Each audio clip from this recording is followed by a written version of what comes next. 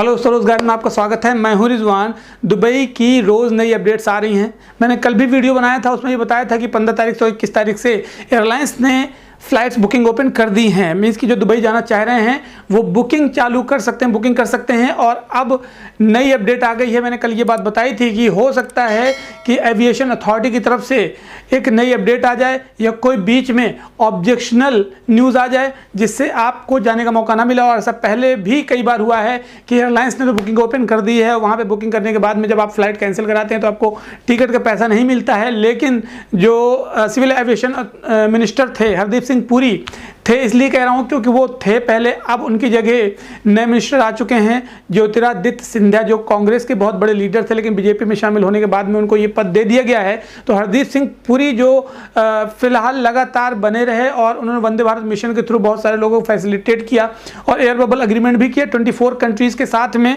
जिसकी वजह से शायद आपको दुबई जाने का मौका मिल रहा था। लेकिन अब ज्योतिरादित्य सिंधिया क्या कर पाते हैं, क्योंकि सबसे बड़ी मुसीबत ये थी कि सऊदी नहीं जा पा रहे थे लोग। क्या वो सऊदी के साथ में कुछ एयर बबल एग्रीमेंट या तो क्या सऊदी की फ्लाइट चालू हो पाएंगी, हम इसके बारे में भी एक वीडियो बनाऊंगा मैं पूरा। इसके बाद में सऊदी आखिरकार किस तरह से फ्लाइट ओपन करने वाला है। अभी फिलहाल हम दुबई की बात करते हैं कि दुबई ने जो न्यूज़ अभी दी थी कि 15 तारीख से और 21 तारीख से ये कई सारी फ्लाइट्स की तरफ से आ रही थी न्यूज़ कि वो बुकिंग ओपन हो गई है। तो अभी भी अथॉरिटी की तरफ से कोई ऐसी पावरफुल और ये पुख्ता न्यूज़ अभी तक नहीं मिल रही है या कंफर्मेशन नहीं मिल रही है जिससे हम ये कह सकें कि अब जो रेगुलर फ्लाइट हैं 21 तारीख से 24 तारीख से चालू हो जाएंगे। हालांकि खलीज टाइम की अगर हम रिपोर्ट देखें तो एक बहुत बड़ी हाई लेवल की मीटिंग हुई है जिसमें ये बताया गया है कि 21 तारीख तक बैन एक्सटेंड कर दिया गया है और 21 तारीख के बाद से फ्लाइट चालू हो जाएंगी। लेकिन इसी बीच में एक और चीज़ आती है कि जैसे कि आपको पता है कि अभी ईद उल अजहा भी पड़ रहा है इसी बीच में, तो हो सकता है 3 दिन तक एक्स्ट्रा, मतलब 3 दिन तक ईद उल अजहा के बाद में 3 दिन तक छुट्टियां भी रहें।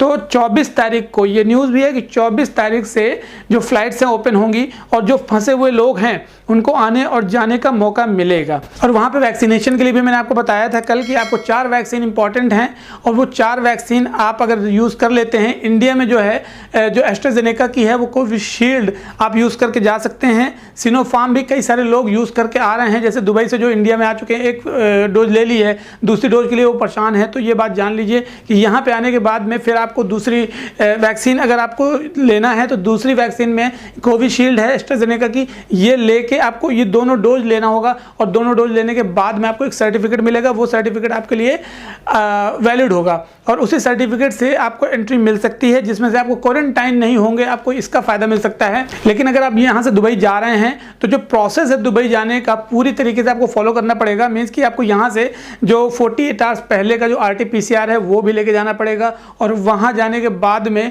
आपको 24 घंटे तक क्वारंटाइन होना पड़ेगा। आपको वहाँ पहले टेस्ट होगा, टेस्ट के बाद में जब तक रिपोर्ट नहीं आ जाती तब तक आप क्वारंटाइन रहेंगे। तो उसके बाद में आपको कहीं जाने का मौका मिलेगा। और आपको वहाँ जाने के लिए जो वैक्सीन सर्टिफिकेट है वो इसलिए इंपॉर्टेंट है क्योंकि बहुत सारी गैदरिंग होगी, आगे आने वाले भी इवेंट्स हैं, वहाँ पे भी वैक्सीनेशन वाले लोगों को एंट्री मिलेगी। अदरवाइज वहाँ पे कई सारे लोग ऐसे भी होंगे जो वैक्सीन नहीं लगाए होंगे, उनको एंट्री नहीं मिलेगी। फिलहाल अगर हम एम्प्लॉयमेंट वीज़ा की बात करें, जो एम्प्लॉयमेंट वीज़ा में जाना चाह रहे थे कंपनीज़ ने, कई सारी कंपनीज़ ने एम्प्लॉयमेंट वीज़ा इशू करना चालू कर दिए हैं। कई सारी कंपनीज़ ने ये परमिशन दे दी है कि वो एम्प्लॉयमेंट वीज़ा इशू करेंगे। लेकिन यहाँ से फिलहाल जैसे कि आपको पता है कि इंडिया ने 31 जुलाई तक इंटरनेशनल फ्लाइट में फिर से बैन एक्सटेंड कर दिया है और ये मार्च से चल रहा है, मार्च 2020 से चल रहा है कि बैन लगातार एक्सटेंड किया जा रहा है।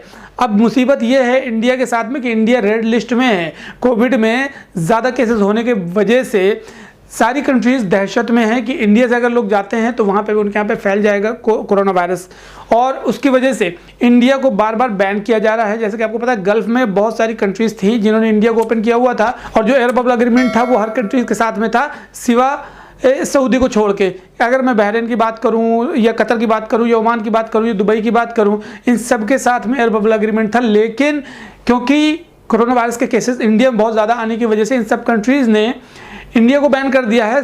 केवल कतर है अभी ऐसी कंट्री जो कतर लोग जा रहे हैं और सऊदी ने कतर को बैन कर दिया है कि पहले जो कतर से सऊदी जा रहे थे वो भी नहीं जा पा रहे हैं।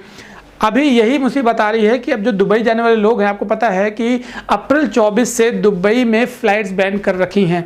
एयर बबल एग्रीमेंट था जिसकी वजह से बहुत सारे लोगों को राहत थी, लोग विजिट पे भी जा रहे थे, लेकिन अब वो भी बंद हो गया है। आने वाले वक्त में 24 जुलाई से संभावना है, जो कि रिपोर्ट बता रही है कि 24 जुलाई से हो सकता है अथॉरिटी ये परमिशन दे दे कि वहाँ 24 जुलाई से फ़्लाइट्स ओपन हो जाएं। अगर फ़्लाइट्स ओपन हो जाती हैं तो जाने का मौका मिलेगा, लेकिन जो रूल्स एंड रेगुलेशंस हैं वो आपको फॉलो करने हैं। जो वैक्सीन है वो सर्टिफिकेट आपको ज़रूर लेके जाना है। वैक्सीन सर्टिफिकेट इसलिए लेके जाना है क्योंकि वहाँ पे जो जॉब करने वाले लोग हैं, एम्प्लॉइज़ हैं, उनको भी वहाँ पे परमिशन इसी चीज़ की दी जा रही है। अगर वो वैक्सीनेशन नहीं कराते हैं या 2 डोज उनकी कंप्लीट नहीं होती है तो हो सकता है उनको कंपनीज में एंट्री भी ना मिले। तो फिलहाल इंडिया के लिए ये एक बहुत बड़ी मुसीबत है। और जो नए मिनिस्टर हैं ज्योतिरादित्य सिंधिया, वो क्या प्लान लेके आते हैं और इंडिया के जो अनएम्प्लॉयड लोग हैं उन लोगों को किस तरह से एम्प्लॉयमेंट दिलाने में मदद करेंगे और किस तरह से ये फ्लाइट्स का जो अग्रीमेंट है दुबई के साथ में फिर से दोबारा कैसे चालू होगा, और क्या वाकई में वो नॉर्मल फ्लाइट्स जो पहले हुआ करती थी 2020 मार्च 2020 के, क्या वो वक्त कभी आ पाएगा। ये सोचने वाली बात है। किस तरह से अनएम्प्लॉयड लोगों को, जो बेरोजगार लोग हैं, उनको मुसीबत का सामना करना पड़ेगा आगे आने वाले वक्त में। अगर आप सोचेंगे भी तो लोग, जो एजेंसीज़ हैं, जो एम्प्लॉयमेंट एजेंसीज़ हैं, उनको ऐसा लगने लगा है कि शायद अब वो इस फील्ड में काम करके अपना बिजनेस नहीं चला सकते, अपनी रोजी रोटी नहीं चला सकते हैं। उनके साथ ऐसा हो गया है। और बहुत सारे लोग ऐसे हैं कि इसी में सर्विसेज दे के बहुत फ़ायदा उठा रहे हैं। जैसे कि आपको क्वारंटाइन पैकेज है। आप क्वारंटाइन पैकेज अगर आप सऊदी का लेते हैं तो आप देख सकते हैं इस टाइम पे जो 55,000 का दुबई से पहले जाते थे लोग सऊदी, लेकिन अब वो 2 लाख से ऊपर का पैकेज जा चुका है। अभी सऊदी ने दुबई को बैन कर रखा है, दुबई ने भी सऊदी को बैन कर दिया। मतलब वहाँ से आने जाने वालों की एंट्री बिल्कुल बैन है। तो इसलिए दुबई से और सऊदी से दुबई भी आना जाना बिल्कुल बंद है। अब सोचने वाली बात यह है कि जो इंडिया से दुबई जाने वाले लोग हैं, जिन्होंने वीज़ा इशू करा लिया था, जिनके फ़्लाइट टिकट बुकिंग हो चुकी थी, अब क्या दोबारा वो जा पाएंगे उसी वीज़ा में या उसी टिकट में? हो सकता है उनको दोबारा टिकट इशू कराना पड़े, और अगर टिकट इशू हुआ था तो हो सकता है उनका रिफ़ंड भी ना मिले। और अगर रिफ़ंड मिल गया या वीज़ा या टिकट एक्सटेंड हो जाता है तो ये बहुत अच्छी बात है। ये अथॉरिटी को, सिविल एविएशन मिनिस्टर जो हैं ज्योतिरादित्य सिंधिया, उनको सोचना चाहिए कि जिन लोगों का टिकट बुकिंग हो चुकी थी उनको रिफ़ंड मिलना चाहिए। जिनका टिकट इशू होने वाला था उनको या तो एक्सटेंड कर दिया जाए, या तो उनको दूसरा टिकट दे दिया जाए, और या तो रिफ़ंड कर दिया जाए। फिलहाल अभी इस वीडियो में हम आपको यही बताएंगे कि जो फिलहाल कंफर्मेशन मिली है हमें खलीज टाइम की तरफ से, वो ये है कि 24 जुलाई से शायद फ़्लाइट्स स्टार्ट हो जाएं, क्योंकि 21 जुलाई तक बैन कर दिया गया है। और उसके बाद 3 दिन का ब्रेक हो सकता है दुबई ले। और दुबई ब्रेक इसलिए लेगी क्योंकि छुट्टी होती हैं वहाँ पे ईद उल अजहा की, और उसके बाद से जब फ्लाइट्स स्टार्ट होंगी तो लोगों को जाने का मौका मिलेगा। और आप क्या सोचते हैं इस बारे में, आपकी क्या राय है, और आप किस तरह से प्रॉब्लम फेस कर रहे हैं वहाँ पे जाने के पहले, या वहाँ पे अगर पहुँच गए हैं तो नीचे कमेंट बॉक्स में ज़रूर लिखें ताकि और लोगों को पता चले। और उसके कई सारे लोग अगर आंसर भी हैं तो भी दें, मेरे पास अगर जवाब होगा तो मैं आपको ज़रूर दूँगा। चलिए मिलता हूँ आपको अगली वीडियो में, तब तक के लिए ध्यान रखें अपना, टेक केयर, जय हिंद।